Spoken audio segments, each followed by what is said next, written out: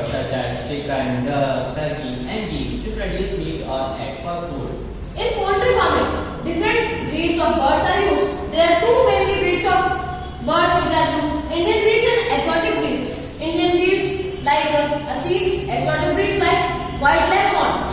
So there is a difference between these two eggs. One egg is brown and one is white. So the basic difference between these eggs are: the brown eggs comes from the birds which have red feathers and red earlobes, whereas the white egg comes from those birds which have white feathers and white earlobes. Now, my friend Anshika will tell you about the advantages of poultry farming.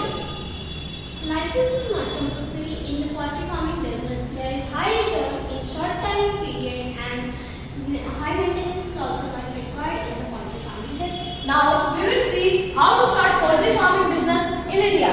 So, we have required license, finalized location, marketing, funds and cost of poultry farming. So, we need NOC license, license for electrical use, license for groundwater use and business registration. We need funds. There are many government schemes which provides funds for poultry farming, and there are many banks which provide loans at very low interest for these. The cost of poultry farming: for a small scale poultry farm, we require the cost of 50,000 to 1,50,000 rupees. For medium scale poultry farming, we require cost of 1,50,000 to 3 lakh rupees, and for a large scale poultry farming, we require 7 lakh rupees to 10 lakh rupees.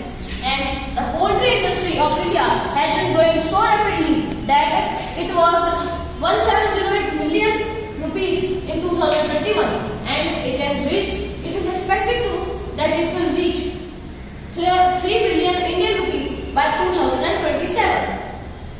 Now we have made file for our presentation. So you can see we have mentioned all the things here in this file, like about the introduction and poultry farming, poultry market and advantages, disadvantages. Thank you.